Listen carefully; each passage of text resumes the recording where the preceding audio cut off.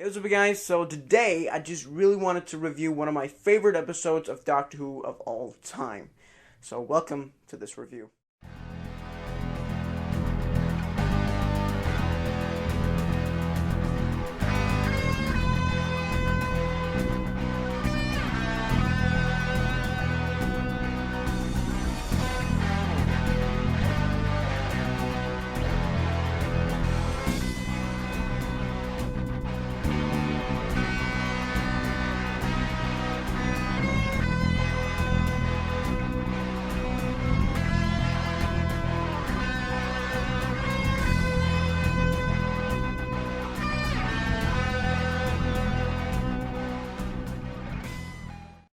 Yes, and today the review is of the 2007 episode Gridlock, as you can also see on the title, starring David Tennant and Freema Agyeman. I hope I'm pronouncing that the right way.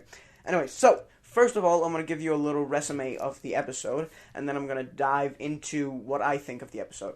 Alright, so let's do this. In the episode Gridlock from 2007, the Doctor and his newly found companion Martha go on their first adventure together. They decide to go to the year 5,053,000,053 to the city New York, where the Doctor and his former companion Rose has gone in the episode New Earth. When they arrive, they found out that they landed in the sewers underground.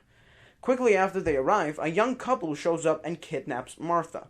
They take her to their car, and they proceed to go to the fast lane on the motorway. In the meanwhile, the Doctor hitchhikes himself through the motorway, further and further down in an attempt to find Martha.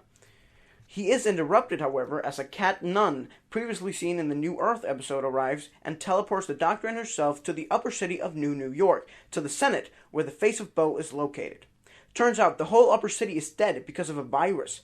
In an attempt to save the millions of lives on the motorway, it was sealed off. 100 years have passed and the virus has died out, but there isn't anyone to reopen the motorway.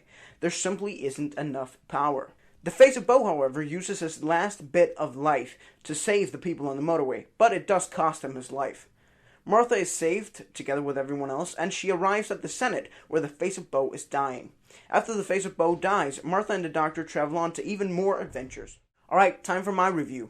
Let's start with the intro with the two people in the car. I really like this sequence, but it also seems unnecessary. We are introduced to the motorway that kills these two people, yet we don't know why until it is later revealed in the episode that it is the Macra, which makes it seem kind of pointless. It leaves the viewer more confused than intrigued to find out more. Alright, anyways, let's move on to the big one. The Doctor's explanation of Gallifrey. Now, I don't know if any of you have seen any of the original series, especially the episodes with the other Time Lords, but this scene is so out of character. The Doctor explains just how beautiful Gallifrey is and just how perfect it was there. But after having seen the original series, where the Time Lords have repeatedly tried to kill the Doctor and even forced him to regenerate, then it just seems odd that he would speak highly of this place. But anyways, let's jump a little bit further into the episode to the hijacking of Martha. I really like how this scene fits into the story. And the introduction to these characters and the part where Martha talks to them for the first time is one of my favorite scenes in this episode. This is because it is at that point that we realize that the people stuck in the motorway 5 billion years in the future are just the same as us. They're just everyday normal people, and it's just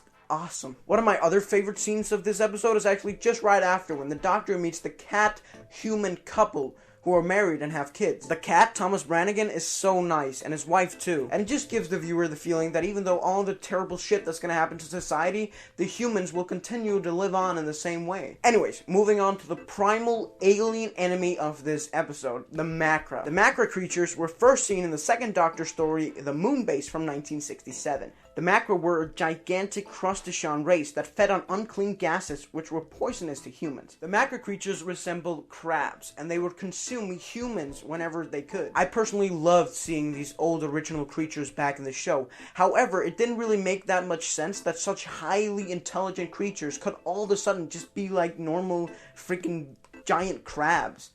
But whatever, we'll let that one slide. The interesting thing in this episode, however, is the face of Bo. It's the third and final time we meet the face of Bo in the series, and it also kind of completes a loose trilogy. It's weird, but when I first watched this episode, having no idea that the face of Bo was actually Captain Jack, I still felt like he was a huge part of the show. This could be because he refers to himself as an old friend of the Doctor, but it could also be because in the short time that he was in the series, he made such a huge impact on the show, especially because he nearly saved New York twice. It's kind of sad to see him go, but at this point, we have a vague knowledge that he has lived for thousands, if not millions of years. So that kind of makes it a little bit less sentimental, which is a good thing. Moving on, however, to the last scene of the episode with the Doctor and Martha back in the underground sewers. In this scene and throughout the episode, it is quite clear that Martha has fallen in love with the Doctor and become his rebound shag.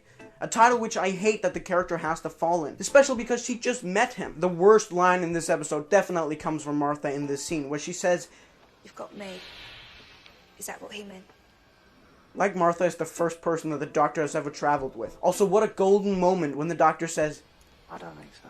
We just see all the love and the life go out of Martha's face, turning her into a complete bitch, demanding that the Doctor tells of his lost people. However, it is beautiful to hear the Doctor talk about how he's the last of the Time Lords while the city sing in the background.